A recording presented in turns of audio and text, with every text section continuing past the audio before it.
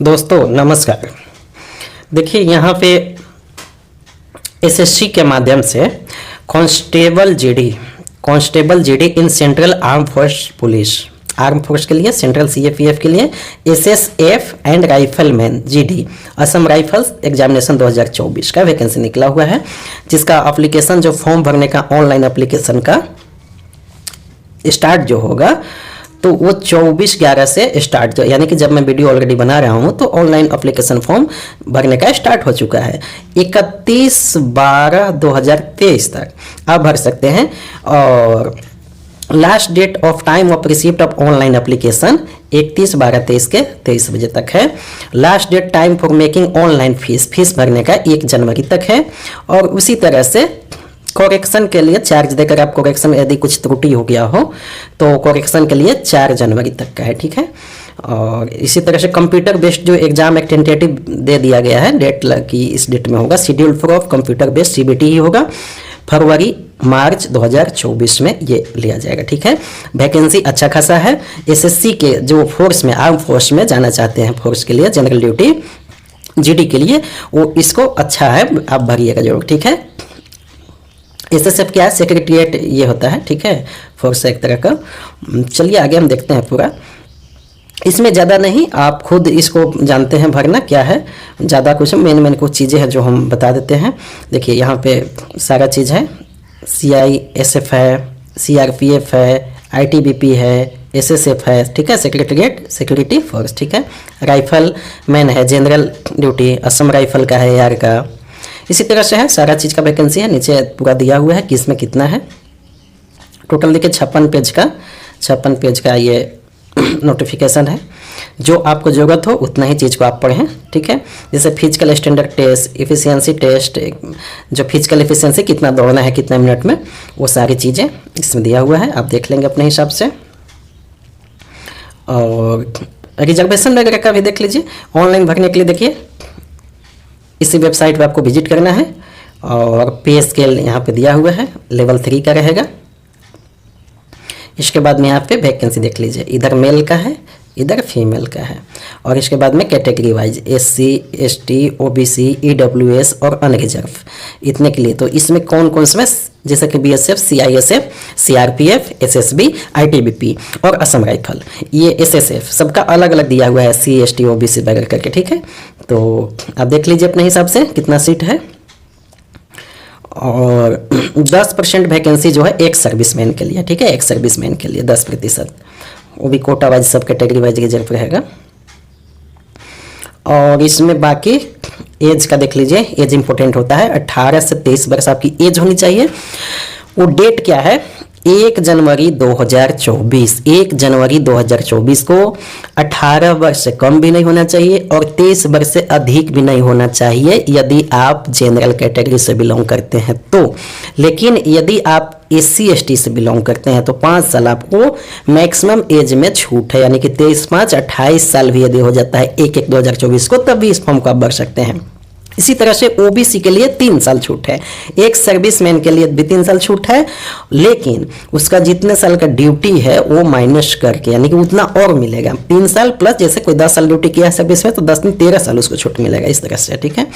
इसी तरह से जो गुजरात में 1984 में दंगा हुए थे तो उस पर जो डिपेंडेंट व्यक्ति हैं, विक्टिम्स है, उसमें जो पीड़ित हैं, उनका 5 साल है। उसी तरह से और यहाँ पर भी उसी का है, ओबीसी में है तो 8 साल है उसका।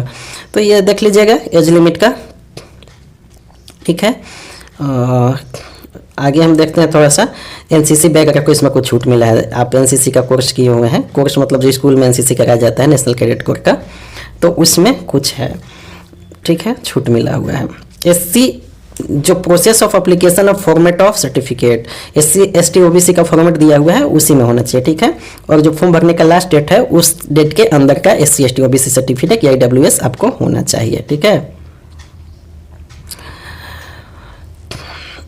देखिए यहाँ पे क्लियर कर दिया है, ठीक, यहाँ पे क्लियर है एकदम, कोई डाउट नहीं है। Crucial date for claiming SC ST OBC EWS status will be the closing date of receipt of online application, यहाँ पे क्लियर है ना। तो बगैर यहाँ पे हम देख लिया, अब इसमें कोई डाउट आपको नहीं होनी चाहिए कि जो आपका SC ST OBC EWS certificate है वो ऑनलाइन एप्लीकेशन का जो क्लोजिंग डेट है उसी के अंदर का होना चाहिए आपको, ठीक है, ये आप ध्यान रखिएगा, नहीं तो आपका जनरल कैटेगरी फिर हो जाएंगे आप, उसका बेनिफिट नहीं मिलेगा, ठीक है। चलिए, एजुकेशन क्वालिफिकेशन मैट्रिकुलेशन ही है, मैट्रिक्स ही है, 10th लेवल का होना चाहिए, 10वीं क्लास ही है, ज़्यादा नहीं मांगा गया है। और देखिए, मिनिस्ट्री ऑफ होम रिसोर्स के तहत ही आता है, ठीक है। जो CAPF आर्म फोर्स जो ये होते हैं वो आपको रक्षा मंत्रालय के तहत नहीं आते हैं, रक्षा मंत्रालय के तहत नहीं आते। रक्षा मंत्रालय के तहत कौन कौन आते हैं? आर्मी,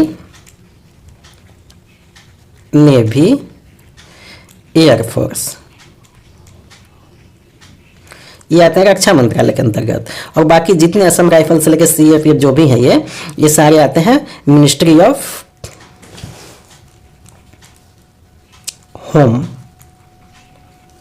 ठीक है, इसके अंतर्गत आते हैं। इसीलिए पेंशन वाली बात भी आती है ना, तो पेंशन का मामला भी फंसा था। तो जैसे कि आर्मी CRPF सबको पेंशन है, लेकिन CAPF सबको पेंशन नहीं था, तो मामला कोर्ट वगैरह में, तो वो सब भी है। चलिए, वो एक अलग मुद्दा है, यहाँ पे देख लेते हैं इस वैकेंसी से रिलेटेड। NCC होल्डर्स के लिए, NCC होल्डर्स के लिए देखिए क्या है कि जो आपका, यदि उसमें भी देखिए 3 सर्टिफिकेट का NCC में आप लोग किए होंगे, तो NCC C होता है, B होता है, A होता है, 3 तरह का सर्टिफिकेट मिलता है।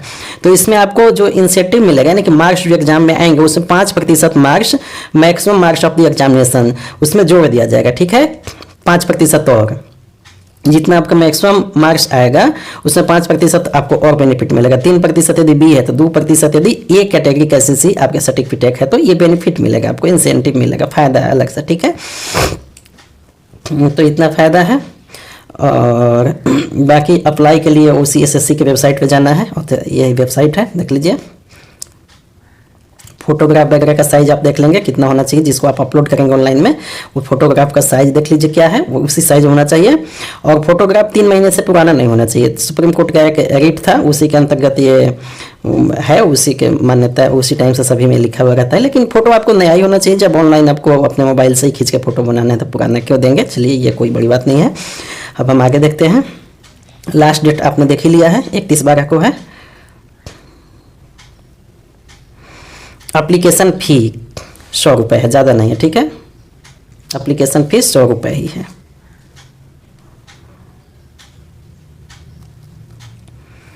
करेक्शन एप्लीकेशन वगैरह फिर आगे है,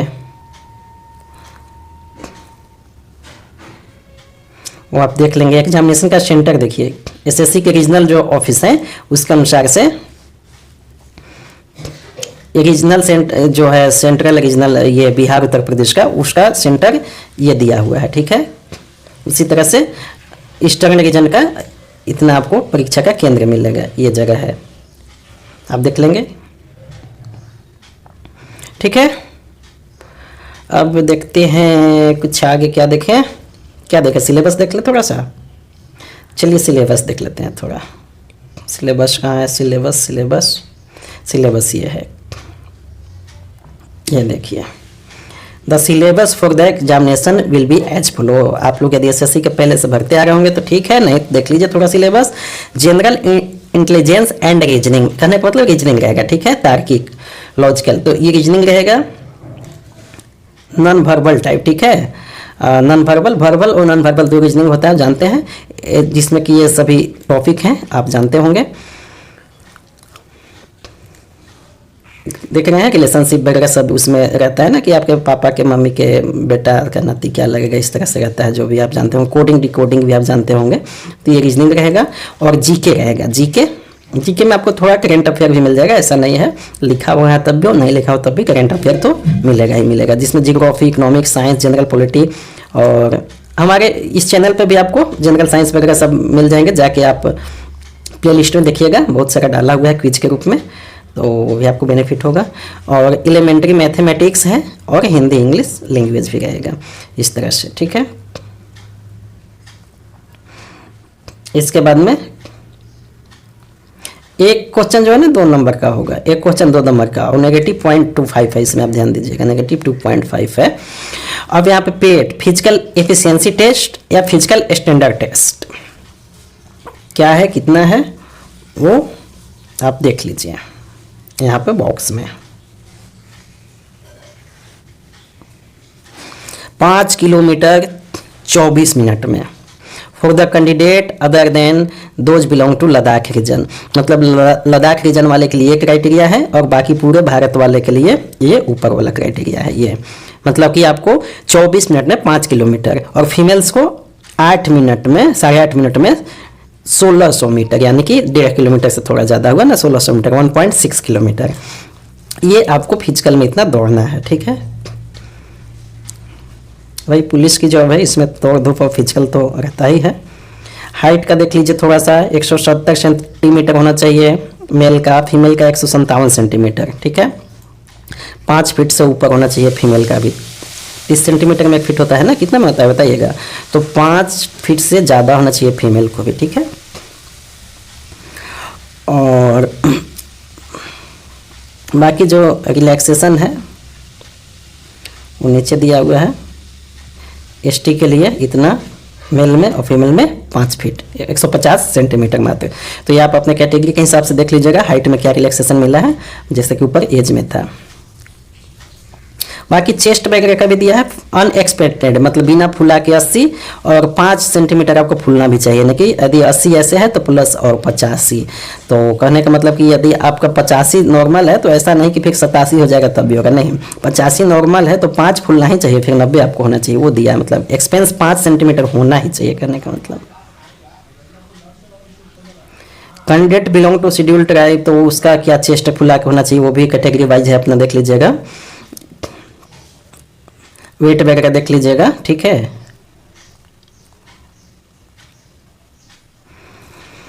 और इसमें कोई खास नहीं है, बाकी सब आप अपने हिसाब से जो जरूरत होगा देख लीजिएगा, वेबसाइट पर विजिट कीजिए फॉर्म को, और बाकी आधार कार्ड पैन कार्ड जो जरूरत होता है एग्जाम के टाइम में डेट ऑफ बर्थ के लिए, वो इसी के आधार पर माना जाएगा। डेट ऑफ बर्थ जो है, आईडी कार्ड आपको खोजेगा, वो सब आप जानते हैं, कोई बड़ी चीज़ नहीं है।